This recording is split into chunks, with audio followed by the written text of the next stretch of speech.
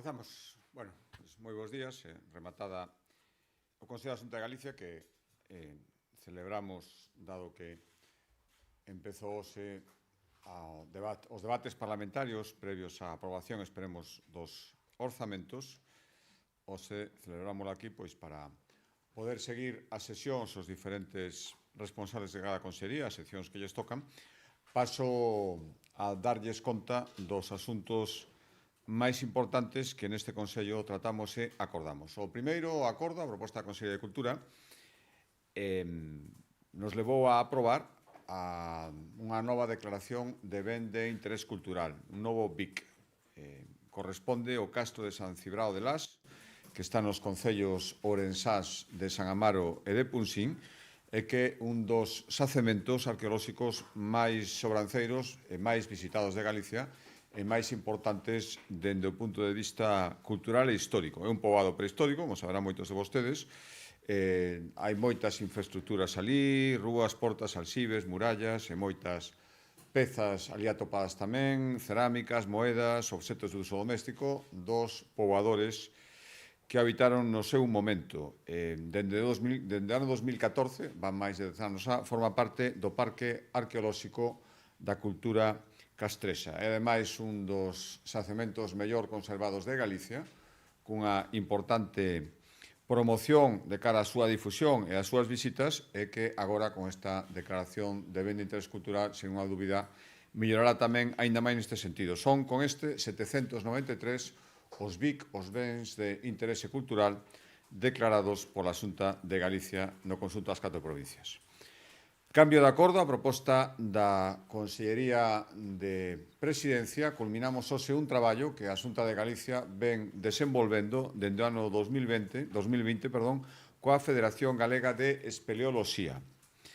En que consistiu este traballo? Que, xa digo, levamos máis de 4 anos con el. Pois en facer un completo estudo e un inventario sobre as covas, as grutas e os canóns que hai en diferentes partes de Galicia. E hoxe o que fixemos culminar este traballo é darlle o visto e prace a aprobar o que vai ser o primeiro atlas de covas, canóns e grutas en Galicia. Son un milleiro de espazos de algún tipo destes tres que acabo de decir, canóns, cubas ou grutas ou covas, perfectamente documentados e que van servir de base para a organización de actividades deportivas, tamén educativas e o que é moi importante tamén que teñan que ver coa intervención en emerxencias. É un proxecto pioneiro en toda Europa que vai suministrar información primeiro do resultado deste estudio e tamén en tempo real porque se irá actualizando sobre estes espazos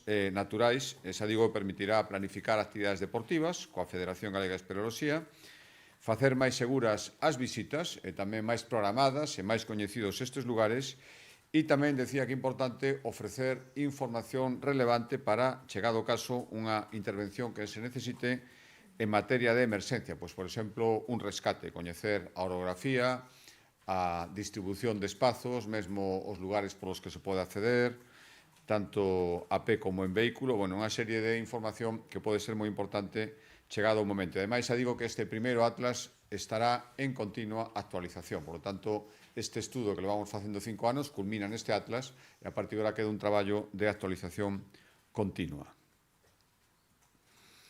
Cambio de acordo de Consellería, neste caso un informe que presentou a Consellería do Mar, no que se estudaban a utilización con carácter deportivo de instalacións de infraestructuras portuarias. O que acredita este informe é que hai 37 instalacións de portos autonómicos que se están utilizando para a práctica de deportes náuticos, fundamentalmente remo, vela e piragüismo.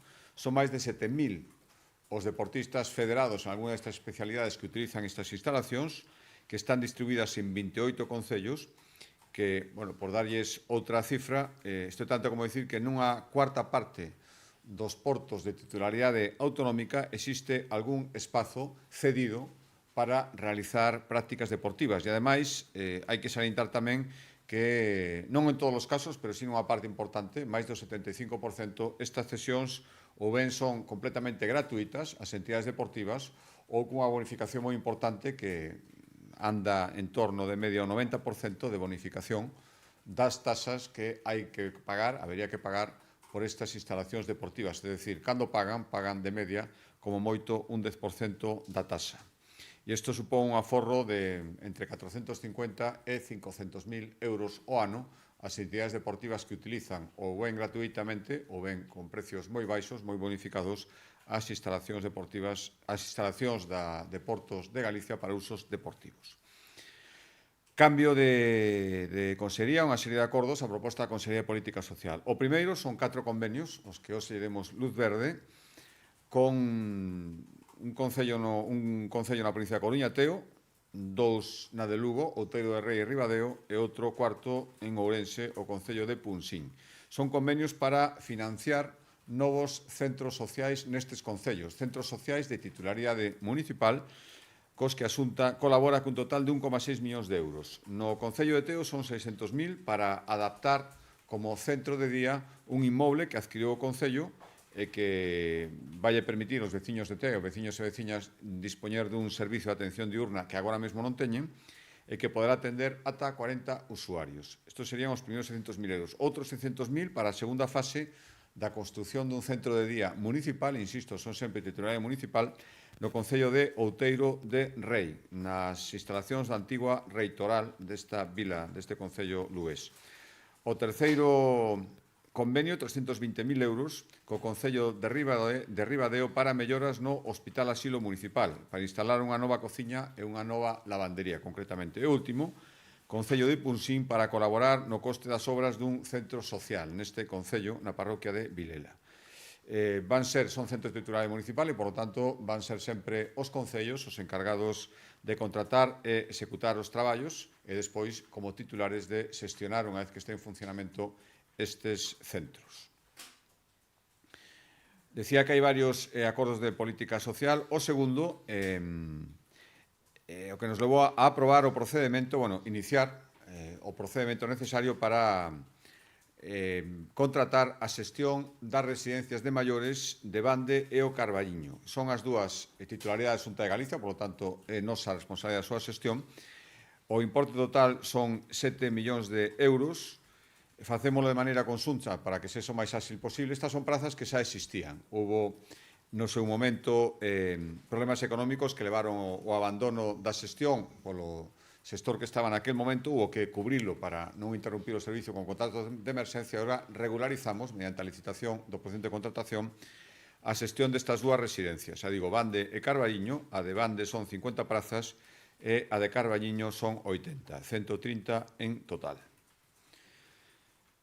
Cambio de consellería, proposta da Consellería de Vivenda. Hoxe aprobamos a contratación das obras de dúas novas sendas pionís no Concello de Abegondo, na provincia da Coruña, investimento total entre as dúas 530.000 euros. Teñen casi medio kilómetro, se construen nas marxes dunha estrada autonómica, a AC 542, nas parroquias de Mabegondo unha e na de Montouto outra. Digo, medio kilómetro, dúas sendas pionís en Abegondo, 530.000 euros.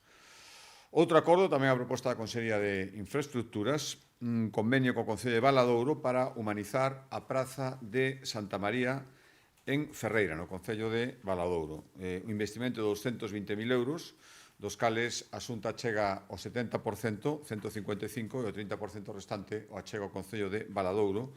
O que se vai facer é actuar sobre as beiras rúas para anchealas, unificar os pavimentos, novos bancos, zonas asardinadas, é dicir, a humanización desta praza no Concello de Valadouro.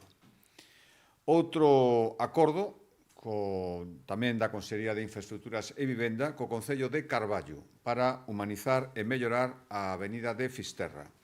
Son 2 millóns de euros, dos cales a Xunta chega ao 70%, 1,4 millóns de euros, e o Concello de Carballo o 30% restante. Un treito de 700 metros da estrada a Coruña 552, no tramo da avenida de Fisterra, que une dúas rúas de Carballo, que é a Rúa Anllóns e a Rúa A Revolta. A actuación vai consistir en renovar todas as redes de suministros municipais, mobiliario urbano, habilitar novas zonas verdes e, ao mesmo tempo, porque isto é agora mesmo unha vía de titularidade municipal, se decía a Coruña 552, o que acordamos é ceder a a aprobar o cambio de titularidade e ceder a titularidade deste treito agora mesmo do Estado Autonómica o Concello de Carballo. Pasaría a ser titularidade do Concello de Carballo e ao mesmo tempo aportaríamos 1,4 millóns de euros para a súa rehabilitación integral. Cambio de consellería, de acordo, pero non de concello. Seguimos no Concello de Carballo, o sea, importante acordo dentro do compromiso da Xunta de Galicia para seguir ampliando o chan, o solo industrial, especialmente naquelas zonas donde xa está esgotado agora mesmo, non hai parcelas disponibles e hai unha alta demanda. Isto sucede no polígono de Bertua. En Carballo xa non hai terreos disponibles, hai varias empresas interesadas ou ben en ampliarse ou ben en instalarse ali, e en setembro aprobamos o plan de ordenación e logo desta aprobación o que facemos hoxe xa aprobar que empece todo o procedimento para as obras de urbanización e que, polo tanto, cando estean rematadas, xa poderá procederse á adjudicación de parcelas. Queremos ampliar o polígono de Berto en Carballo en algo máis do 50%, 51-52% da súa superficie actual. Un investimento importante, 28,2 millóns de euros, para habilitar estas novas parcelas e, unha vez que este habilitado, que se amplíe en máis do 50%, chegará a casi os 2 millóns de metros cadrados nunha zona, insisto, de alta demanda industrial. A previsión é, unha vez que tomamos este acordo por anticipada de gasto, ir cumprir todos os trámites para que, como moi tarde, a inicios do 2027, xa podan empezar as obras que terían un plazo de execución de 18 meses. E podemos, incluso antes de que remate o ano 2026, como moi tarde a principios do 27, comenzarían as obras de ampliación por casi 30 millóns de euros en Carballo, no polígono industrial de Bertoa. Volvo á Consellería de Infraestructuras e Vivenda, neste caso, seguimos na súa competencia de infraestructuras, son tamén convenios con concellos para destinar casi 1,8 millóns de euros para a mellora de estradas nos concellos pontevedreses de Vilanova de Arousa, Meaño, Sanxenxo e As Neves. No caso de Vilanova, son 890.000 euros para conectar un viario de contación parcelaria coas estradas Pontevedra 531 e Pontevedra 301, no Concello de Vilanova. E o objetivo é darlle unha alternativa á estrada que existe ahora mesmo, unha estrada provincial que une Baión con András, que ten moitísimo tráfico e que agora mesmo está bastante saturado. E, ademais, con eso comunicamos as 3 vías que vertebran a comarca do Sanlés agora mesmo, que teñen, ademais, unha altísima intensidade de tráfico. Outro acordo máis, cos concellos de Meaño e Sanxenxo,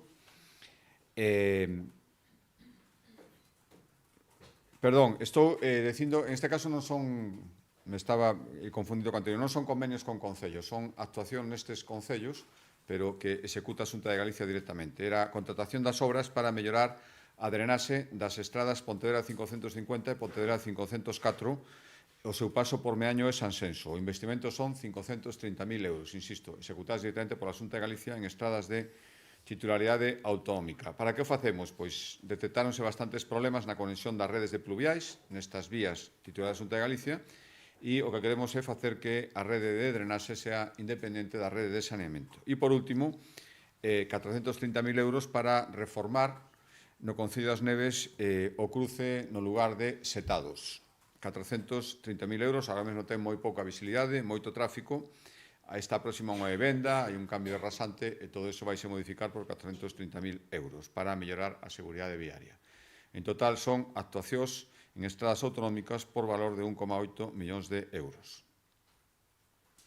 Cambio de acordo de consellería, proposta da Consellería de Economía e dentro do compromiso da Xunta de Galicia por seguir impulsando a industria forestal madeira en Galicia, que é todo un referente con as ventaxas respecto á limpeza dos montes, dinamización dun sector fundamental en Galicia. Seguimos con acordos neste sentido e hoxe demoslle o visto bo a distribución definitiva das axudas convocadas pola Xunta de Galicia para impulsar actividades formativas relacionadas coa cadea forestal madeira en Galicia. Son 420.000 euros e os destinatarios van ser 9 asociacións, centros universitarios e clústeres. En total, subvencionamos 56 actividades formativas que teñen que ver con uso de novas tecnoloxías e aplicación da inteligencia artificial na industria forestal, competencias para seguir promocionando a construción en madeira, actividades de divulgación sobre este sector clave. Bueno, en definitiva, cubrimos todos os espectros formativos que teñen que ver co sector forestal madeira en Galicia por importe de 420.000 euros. Cambio de acordo, este é un balance, creo que moi oportuno, agora que entramos nunha época importante de activación do comercio en Galicia.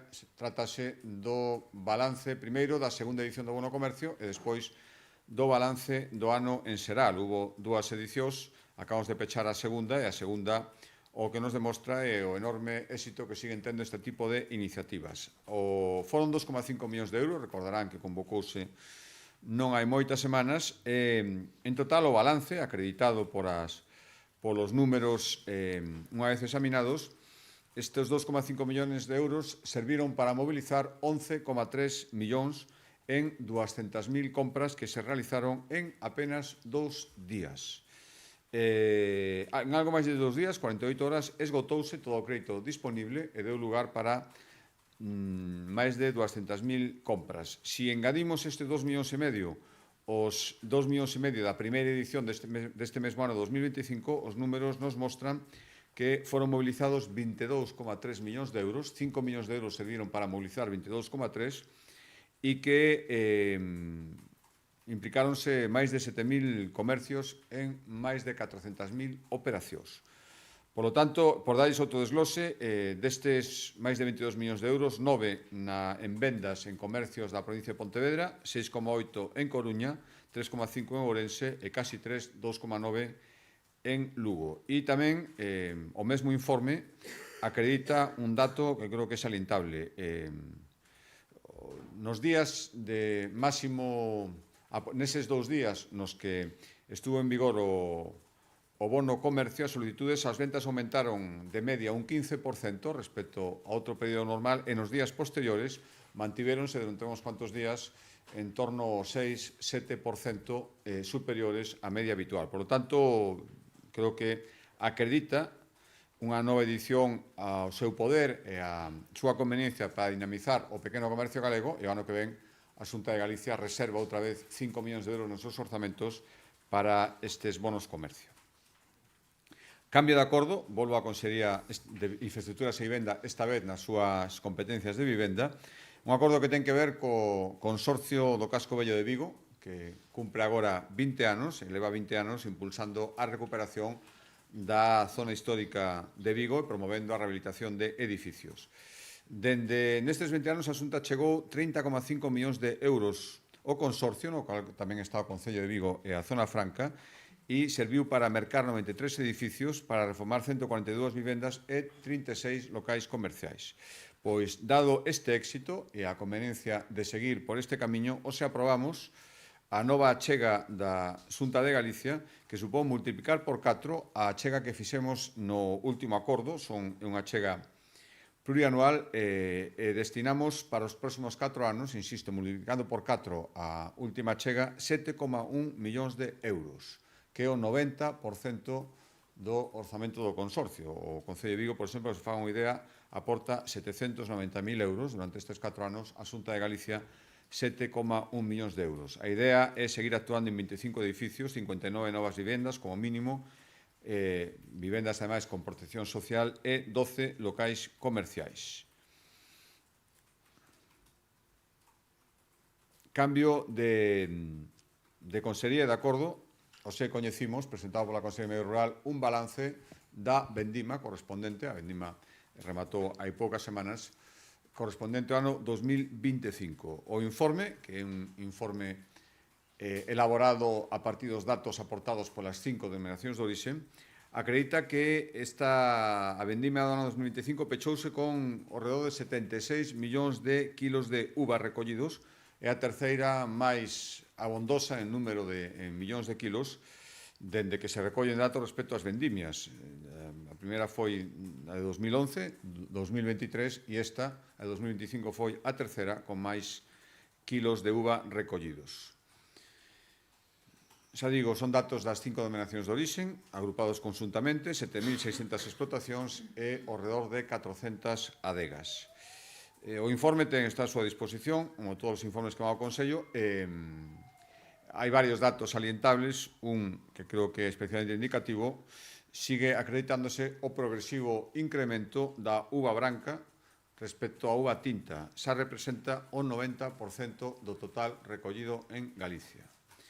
Por Deos, Rías Baixas e Monterrei incrementaron a uva recollida, chegando a récords históricos nas dúas DOs, mentras que Ribeiro, Valdeorras e Ribeira Sacra rexistraron lixeiros descensos respecto aos seus máximos doutros anos. Rías Baixas concentra o 62% dos kilos de uva que se recollen en Galicia, máis de 47 millóns, Ribeira e Monterrei, ao redor de 8 millóns cada unha, Valdeorras 7,5 e Ribeira Sacra lixeiramente por encima dos 4 millóns e medio de kilos de uva.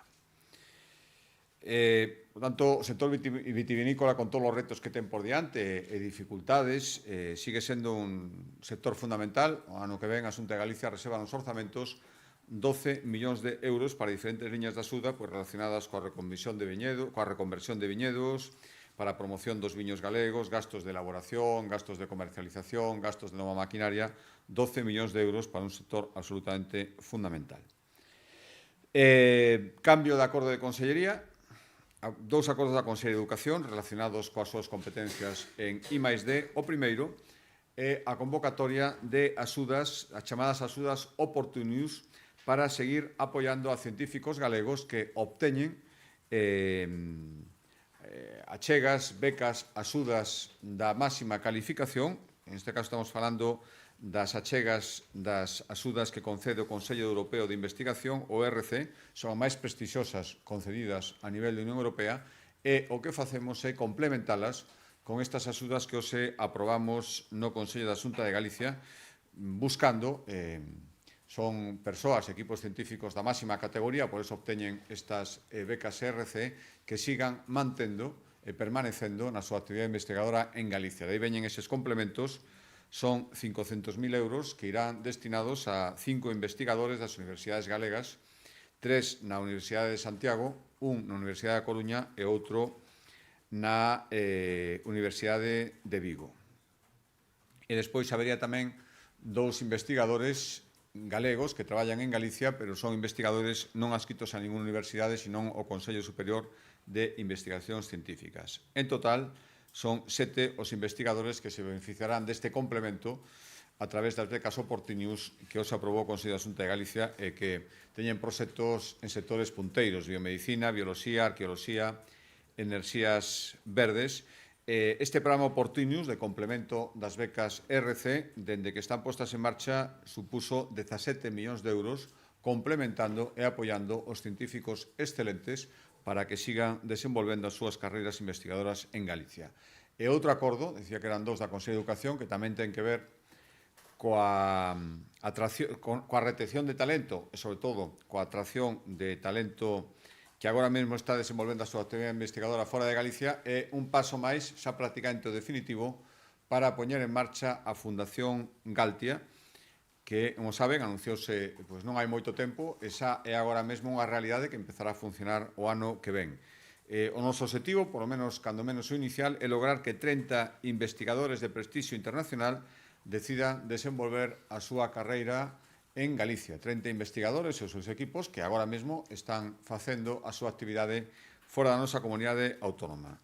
Hai un orzamento aportado pola Xunta de Galicia inicial que esperemos que se complemente con aportacións privadas de 35 millóns de euros para os primeiros 5 anos. E, de feito, no ano 2026, pois eu les decía que arrinca a súa andadura, hai 4 millóns de euros consignados para o primeiro ano de funcionamento desta Fundación Galtia. O que fixemos foi aprobar xa os trámites definitivos para rematar a constitución de Galtia, que para que poida xa, na primeira parte do ano que ven, do ano 26, lanzar a primeira convocatoria para a captación de científicos no ámbito internacional. Decía que xa destinamos 4 millóns de euros, que darán uns pasos unha vez que arranque o seu funcionamento iniciais. A sede vai estar na Cidade da Cultura e bueno, queda nomear unha dirección científica e unha infraestructura mínima para o seu funcionamento, tendo clarísimo que ten que ser o máis limitada posible e sabendo que a gran parte das dotacións orzamentarias, insisto, ano que ven 4 millóns, deben dedicarse á captación dos científicos e científicas e os seus equipos que queremos que veñan a Galicia, constituirase o padroado despois deste último acordo e empezará, xa digo, no primeiro semestre ano que ven a lanzar a súa primeira convocatoria de captación de talento que está fora ahora mismo, sen dúbida está diseñado, seguro que vai funcionar así, para poñer en valor e consolidar aínda máis o I máis G máis I, que en Galicia é un referente. E o último acordo, explicará máis polo miúdo a conselleira, ten que ver con toda a situación que está xerada ahora mesmo en torno á situación pola que pasan moitos concellos que se ven abocados a elevar as contías das súas tasas de residuos e o apoio que a Xunta de Galicia lles está suministrando. Saben que é necesario, vemos exemplos constantes da situación na que quedan moitos concellos por a necesidade de aplicar e repercutir esa tasa fixada polo Goberno estatal sobre a recollida de residuos, que ademais a Unión Europea deixou dito por escrito que isto é unha consecuencia da Lei Estatal de Residuos do ano 2022 que pode supoñer incrementos para un fogar ata 230 euros na súa tasa de liso derivada de ter que aplicar este imposto. Esa decía que a Unión Europea ratificou que é unha imposición do Goberno español, do Goberno central, que non obedece a unha obligación establecida de xeito taxativo e inexcusable pola Unión Europea. Era o que decía o Goberno central e a Unión Europea acaba de decir que non, e de feito en moitos países non se está aplicando. Por lo tanto, esta é a situación, as consecuencias coñecémolas, e a Xunta de Galicia, dende o primeiro momento, única comunidade no noso país, está axudando os concellos máis de 100 millóns de euros dende o ano 2022 para paliar o impacto deste tasazo e axudar os concellos de xeito que non teña que repercutir, polo menos de xeito tan directo, tan cuantioso, nos consumidores finais, que son os domicilios, as industrias, as empresas. Pero para darlle máis detalles, deixo a palabra á conselleira.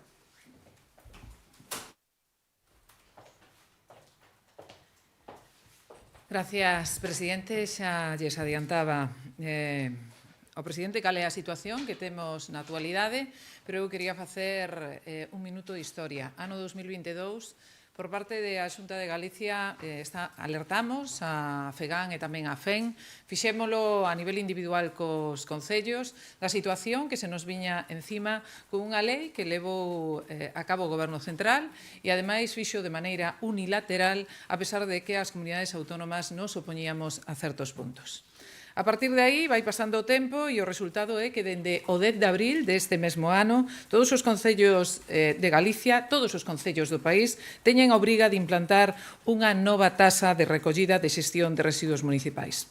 Unha tasa que é imposta polo Goberno Central porque foi pola vía máis doada. En ningún caso a Comisión Europea obriga os Estados membros a impoñer unha tasa. A Unión Europea o que obriga é a continuar unha medida tendente a seguir reciclando, a non contaminar, pero buscar fórmulas distintas, axeitadas a cada territorio para conquerir o mellor dos resultados.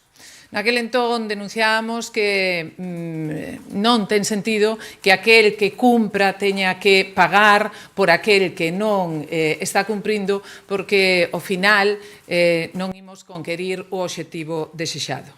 Ainda así, o Goberno Central fixo caso omiso, en moitas ocasións incluso nos desmentiu, pero a realidade é palpable. Tal é a realidade palpable que agora podemos escoitar voces, ou berros, mellor dito, de alcaldes de distintos signos políticos, uns buscando excusas e outros dicindo totalmente a verdade porque se atopan nunha situación que eu teño que definir como inédita. Primeiro, porque non sabe moi ben como facelo, porque se impón unha tasa onde hai que repercutir ao cidadán todos os custes, dende a limpieza viaria ata o custe derivado por o tratamento do lixo que xera un concello, E ese ten que ir definido nun recibo que ten que chegar aos fogares. Eso está supoñendo que, independentemente de que se estea aprobando nos distintos plenos municipais, despois os distintos interventores teñen que facer chegar ese recibo e, en moitas das ocasións, o que se está facendo é presentar alegacións ou incluso denuncias para que eso non saia adiante. Resultado, como dicía, ata 230 euros de diferencia entre uns concellos e outros concellos. A Xunta de Galicia, dende un primeiro momento, dicía que esta lei era inxusta, e era inxusta porque se basaba en 3 eidos fundamentais. Un imposto que poñía por tonelada que xeraba cada concello. E, polo tanto, ese imposto chegaba ata os 30 euros por tonelada. O segundo era que todos os concellos se tiñan que adherir ao quinto contenedor e, ademais, facelo un ano antes do que decía a Comisión Europea. E xa, para colmatar todo isto, ven o tasazo que hai que implementar este mismo ano. Que fixo a Xunta de Galicia? Pois no primeiro caso, o que fixo foi poñer en riba da mesa unha cuantía importante. Primeiro, durante 2 anos, asumiu íntegramente eses 30 euros por tonelada que xeraban eses concellos. E, a partir dese segundo ano, o que fixo foi poñer o 60%. Ese 60% ao final supón que cada ano a Xunta de Galicia ingresa nas arcas municipais 21 millóns de euros. Eses 21 millóns de euros que se fan tamén a través do FCL podrán contar con eles o vindeiro ano, no ano 2026. Pero que conten con eso no ano 2026 non quere decir que non teñan que repercutir todo o custo total e, polo tanto, se a Xunta de Galicia non aportara iso, os cidadáns aínda terían que aportar moito máis. É dicir, chegaríalles aínda un maior incremento aos seus bolsillos. Polo tanto, atopámonos con que os concellos cóbraselles por xestión de tonelada en Sogama 83 euros e terían que estar pagando 108 euros. Se o comparamos con outras Sogamas, como é o caso de Guipúzcoa, estánlles cobrando por tonelada 273 euros. Esa é a diferencia entre un traballo ben feito e aqueles que optan por repercutir íntegramente o custo do lixo nos concellos. Non só iso, teño que dicir que este ano teñen que estar adheridos íntegramente todos os concellos ao quinto contenedor. Están adheridos un total de 295. Estar adherido non quere dicir que simplemente poñamos os contenedores na rúa ou que os teñamos na nave correspondente, senón que teñen que facer a achega deses biorresiduos. A Xunta de Galicia cumpliu e, polo tanto, os concellos, tal e como se establecía por parte da Comisión, teñen unha planta a menos de 50 kilómetros, para que eso sexa posible. Pero non só iso, senón que seguimos dando axudas para que tamén todos os concellos teñan un punto limpio fixo, punto limpio móvil ou punto limpio de cercanía. Este mesmo ano invertimos 8,5 millóns de euros que tamén terán o vindeiro ano para aqueles que queiran facer modificacións ou que queiran facer ampliacións. Entendemos que este é o xeito de traballar, o mesmo que tamén é o xeito de traballar que a Xunta de Galicia sacou adiante todos os convenios cos distintos scraps de maneira que os concellos poidan aforrar. Si reciclan, aforran. E cando digo iso, refírome, por exemplo, a acumular pilas. Fixemos os distintos convenios con pilas, con RAES, con Ecovidrio e agora mesmo estamos tamén pechando con Ecoembes. Eso que supón? Pois supón un traballo de fondo no cal os concellos asinantes e adheridos a estes scraps poden recibir por tonelada pois ata 590 euros no caso de pilas, viñan percibindo ato de agora 490, ou duplicar no caso do vidrio. O vidrio que se acumula págaselle aos concellos por tonelada, ato de agora no rural percibían 33 euros e a partir de agora van percibir 66 euros. Polo tanto, distintos xeitos de traballar. Por un lado, o Goberno central optou polo xeito máis doado, quixo dicirlle á Comisión Europea que cumplía.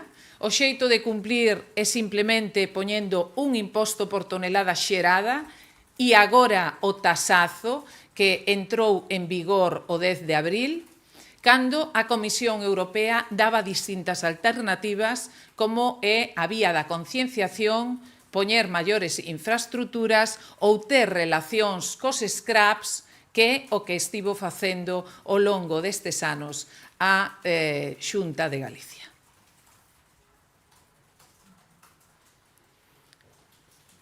Algunha dúbida ou algunha pregunta en relación a todo isto?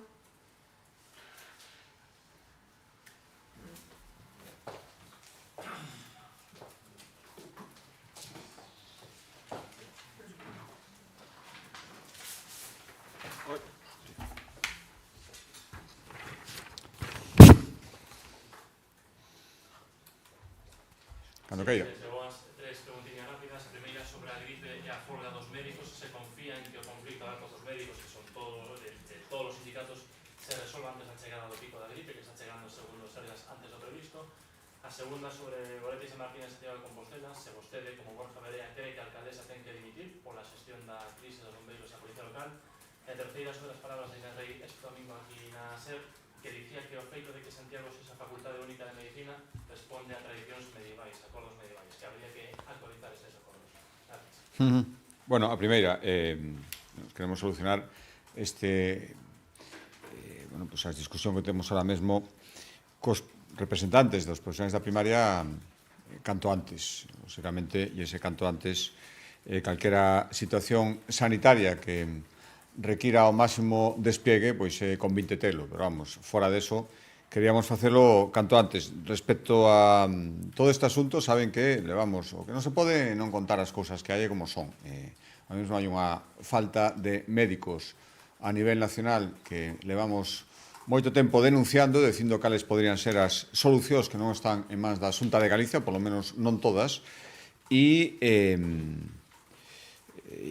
o que non podemos estar de brazos cruzados. Por lo tanto, as medidas que estamos tomando en primaria, na medicina primaria, para intentar paliar o máximo posible esta situación, que ademais se vai a dar ata finais desta década na que estamos. Lóxicamente, isto leva un proceso de negociación, coñecen vostedes a situación actual, a proposta que a Xunta de Galicia retirou para poder chegar a un acordo negociado. Eu agardo que se poida chegar canto antes, e, dende logo, ese canto antes implica tamén situacións nas que é necesario ter todo o despliegue dos medios sanitarios coa maior potencia posible. Respecto á segunda pregunta, mire, eu que creo que ten que facer a alcaldesa de Santiago, o seu equipo de goberno, é arreglar esta situación, arreglarla canto antes, porque que unha situación urxente, nunca mellor dito, está afectando un servicio de emerxencias.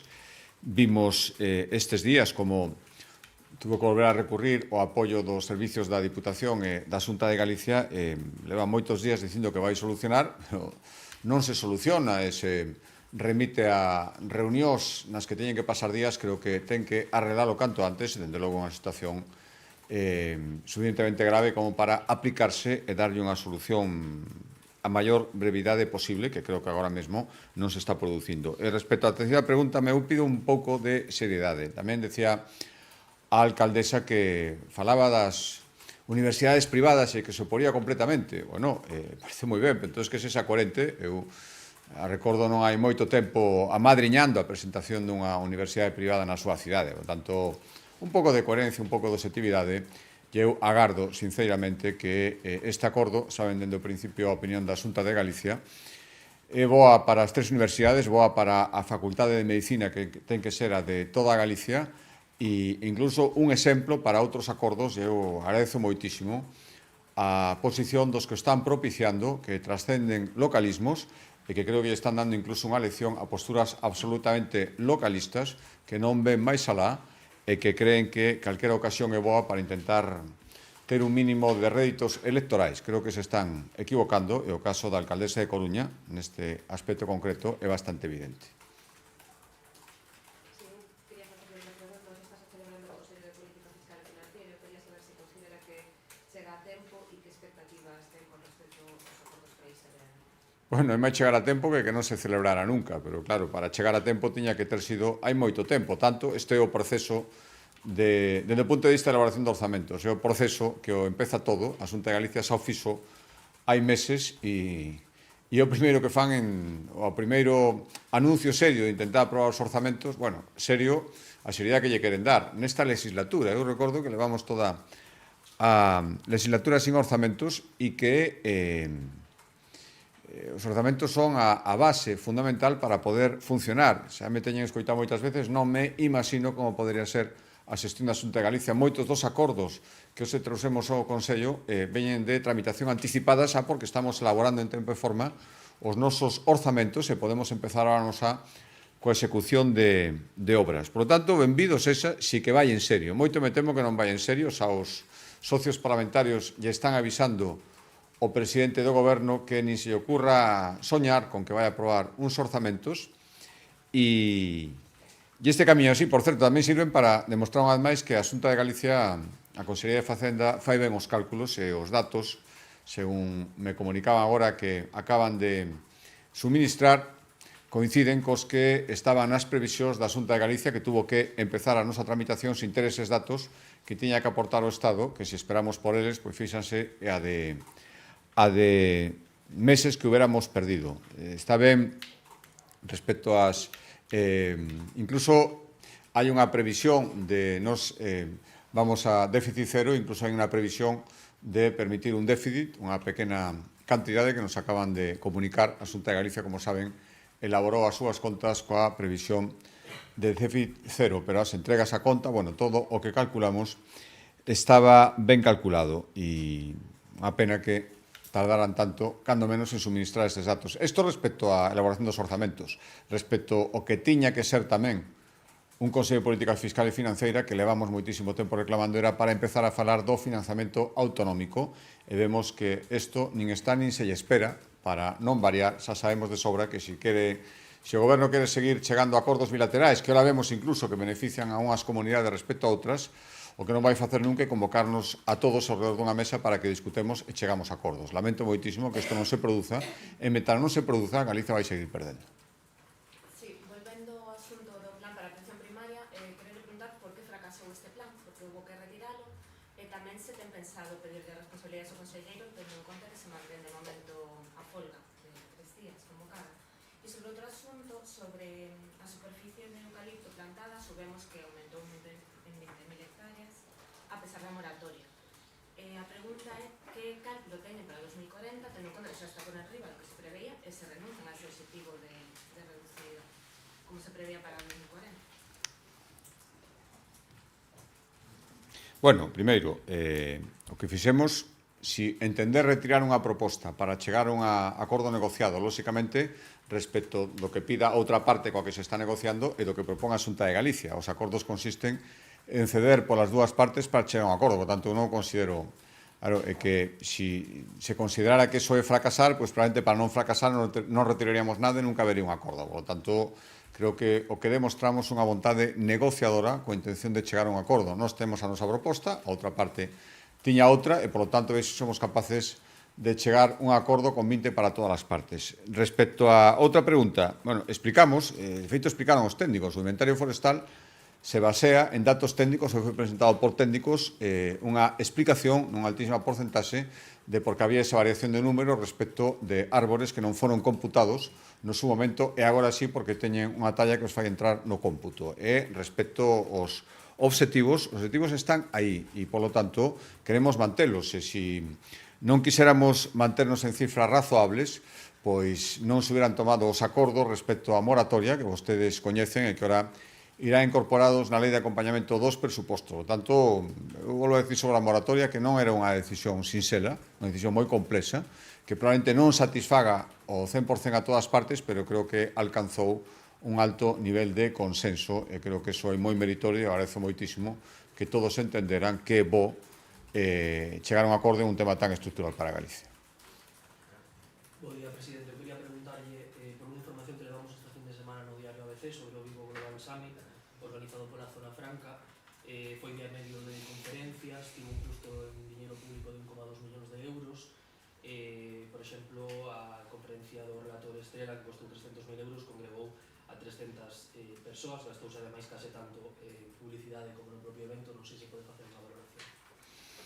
Bueno, coñezo o que viña nas informacións sin desmerecer en absoluto as persoas que interviñan, lóxicamente, en todos estes eventos subradados con cartos públicos. Esas proporcións entendo que teñen que ser garadas. Por lo tanto, si se piden as explicacións pertinentes, supoño que haberá que darlas e aí se poderá comprobar si efectivamente, frente ao alto coste investido, realmente a afluencia de público, cando menos, e outras repercusións realmente compensaban.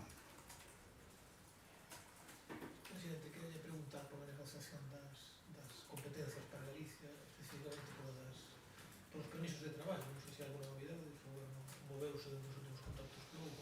Non hai novidade, máis alá recordo que cando estuvo aquí o ministro Torres, con ocasión da sinatura de acordo pola transferencia do litoral, eu falei deste tema na reunión previa e díxome que en principio veía ben, que xa sabía que outras comunidades autónomas, País Vasco, tiñan, e que creía incluso que isto podía ser beneficioso. Dende entón, boas palabras, eu as agradezo moito, e vou a dicir, estou deseando recoñecer que o que che di o Goberno Central de palabra, ás veces, como neste caso, beneficioso para Galicia, despois o cumple, pois senón é moi fácil falar, e a día de hoxe seguimos esperando a convocatoria dunha comisión bilateral para esta e para outras competencias que saben que temos solicitadas e outras que supoño que non haberá nada porque o Goberno xa se manifestou dicindo, estou falando da P9, que non tiña ningunha intención. Por tanto, estou desexando e o tempo vai pasando e quero pensar, porque creo que a actitude máis convinte, ser positivo en que o que se me dixo de palabra se vai